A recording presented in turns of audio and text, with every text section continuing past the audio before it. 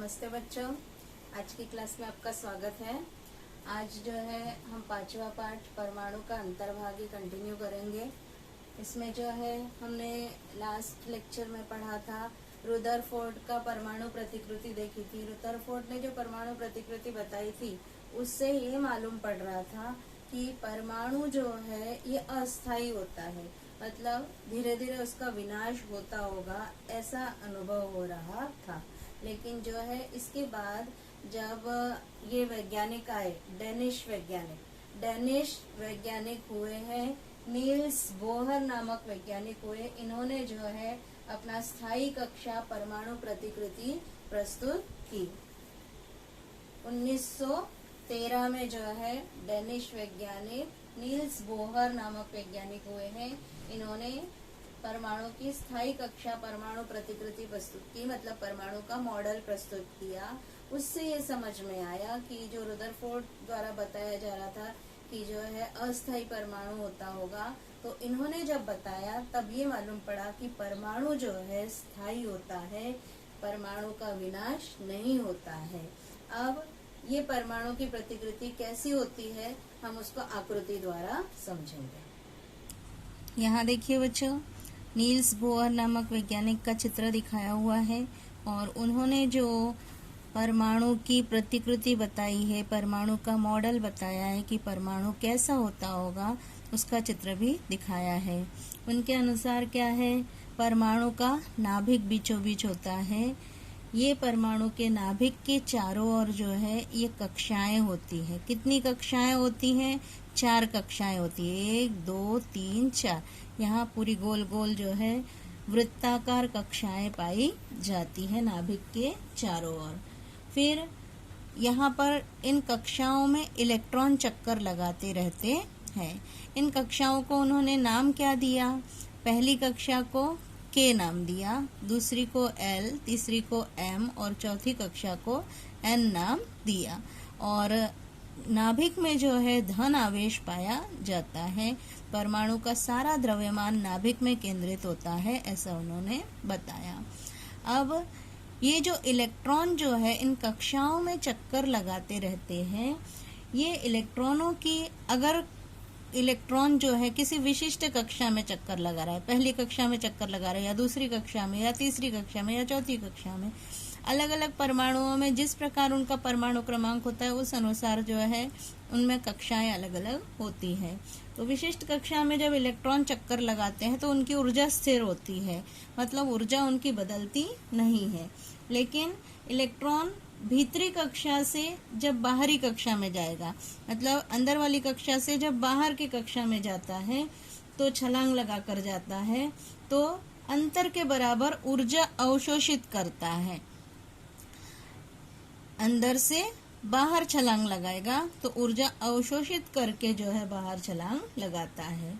और बाहरी कक्षा से जब भीतर जाता है इलेक्ट्रॉन छलांग लगा के, तो अंतर के बराबर ही जो ऊर्जा उत्सर्जित करता है। मतलब क्या है, अंदर की कक्षा की ऊर्जा कम होती है, बाहर की कक्षा की ऊर्जा अधिक होती है। तो बाहर आते समय ऊर्जा अवशोषित करके आता है और अंदर जाते समय ऊर्जा उत्सर्जित करता है, मतलब ऊर्जा निकालता है। इस तरह से जो है इलेक्ट्रॉन ऊर्जा अवशोषित या उत्सर्जित करते हैं।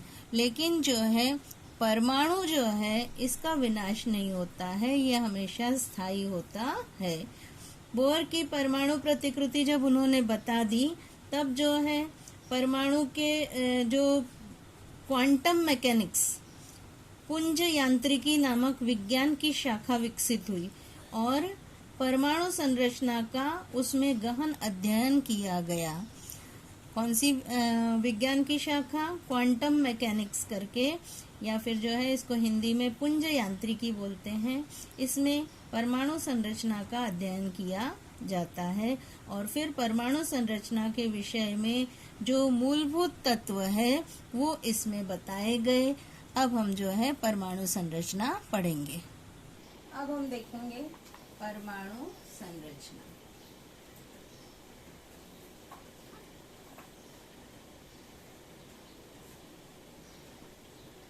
बोहर नामक वैज्ञानिक ने जो परमाणु जो है का मॉडल बताया उस अनुसार परमाणु की संरचना कैसे होती है ये हम देखेंगे।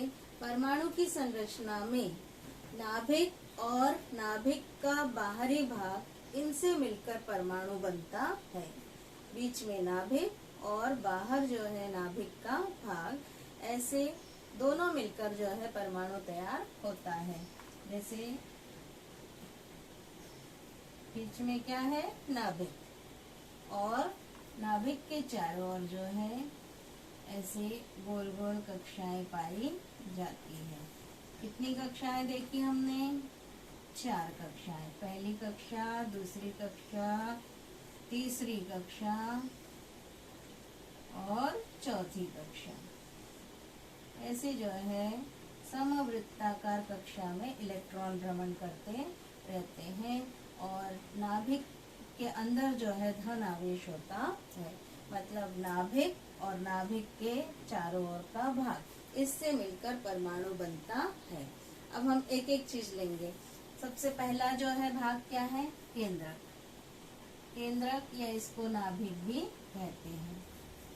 केंद्रक जो होता है ये परमाणु का धन आवेशित भाग होता है और परमाणु का सब लगभग सारा द्रव्यमान जो है इस केंद्रक में ही, नाभिक में ही जो है केंद्रित होता है। परमाणु का धन आवेशित भाग जो है केंद्रक होता है और सारा द्रव्यमान जो है परमाणु का नाभिक में ही केंद्रित होता है। केंद्रक में 2 प्रकार के उप परमाणविक कण पाए जाते हैं जिन्हें न्यूक्लियॉन्स कहते हैं। केंद्रक को क्या बोलते हैं? न्यूक्लियस। तो केंद्रक के अंदर जो पाए जाने वाले कण होते हैं उन्हें न्यूक्लियॉन्स कहते हैं या उप परमाणविक कण कहते हैं। तो केंद्रक में कितने कण पाए जाते हैं? एक होते हैं प्रोटॉन जिस पर होता है धन आवेश, और दूसरे होते हैं न्यूट्रॉन जिस पर कोई आवेश नहीं होता है। ऐसे प्रोटॉन और न्यूट्रॉन जो है ये 2 न्यूक्लियॉन केंद्रक में पाए जाते हैं। अब इन न्यूक्लियॉन्स के बारे में हम पढ़ेंगे। केंद्रक में कौन सा उप परमाणविक कण है? प्रोटॉन। पहला उप परमाणविक कण हो गया प्रोटॉन जो है। इसे जो है P संकेत से दर्शाते हैं। कैसे दर्शाते हैं? P से दर्शाते हैं।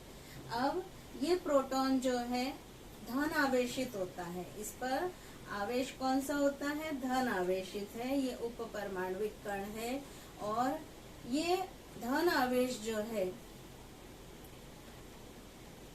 प्रोटॉन पर जितना धन आवेश होता है वो कितना होता है? +E। इसको बोलते हैं +1E के बराबर जो है धन आवेश होता है। 1E बराबर होता है 1.6 इंटू 1.6 इंटू 10⁻⁻19 कूलम। इतना धन आवेश पाया जाता है। ठीक है। विद्युत आवेश की इकाई क्या होती है? कूलम होती है। नाभिक पर जो प्रोटॉन जो होता है, प्रोटॉन की संख्या जो होती है, परमाणु में पाए जाने वाले प्रोटॉनों की संख्या को ही जो है परमाणु क्रमांक कहते हैं। अब अगला पॉइंट क्या आ गया? परमाणु क्रमांक। परमाणु क्रमांक किसे कहते हैं? सबसे महत्वपूर्ण है परमाणु क्रमांक। परमाणु क्रमांक को Z संकेत से दर्शाया जाता है। अब ध्यान से सुनेंगे बच्चों। परमाणु क्रमांक मतलब क्या? परमाणु के नाभिक में स्थित प्रोटॉनों की संख्या को परमाणु क्रमांक कहते हैं। ये परमाणु क्रमांक को Z संकेत से दर्शाया जाता है। प्रोटॉन जो होते हैं इलेक्ट्रॉन की संख्या के ही बराबर होते हैं। मतलब परमाणु में पाए जाने वाले इलेक्ट्रॉनों की संख्या को भी परमाणु क्रमांक कहते हैं, हम ऐसा कह सकते हैं। लेकिन परिभाषा में हम क्या देंगे? परमाणु के नाभिक में स्थित प्रोटॉनों की संख्या को परमाणु क्रमांक कहते हैं। इसे Z संकेत से दर्शाया जाता है। और इसका द्रव्यमान जो है हाइड्रोजन के एक परमाणु के द्रव्यमान के बराबर होता है। इसका द्रव्यमान, एक प्रोटॉन का द्रव्यमान हाइड्रोजन के एक परमाणु के द्रव्यमान के बराबर होता है। इसको जो है क्या बोलते हैं, एक डाल्टन। क्या बोलते हैं, एक डाल्टन। एक डाल्टन मतलब एक यू मतलब डाल्टन।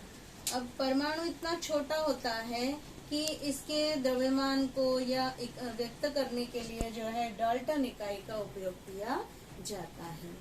ठीक है, ये तो हो गया प्रोटॉन। प्रोटॉन कैसा होता है, धन आवेशित। कहाँ पाया जाता है, परमाणु के नाभिक में पाया जाता है।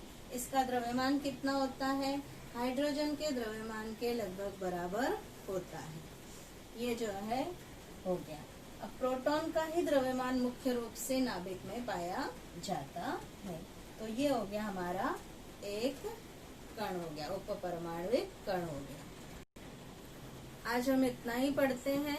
अब नेक्स्ट लेक्चर में हम अगला उपपरमाणुविक कण न्यूट्रॉन लेंगे और फिर इलेक्ट्रॉन पढ़ेंगे। धन्यवाद।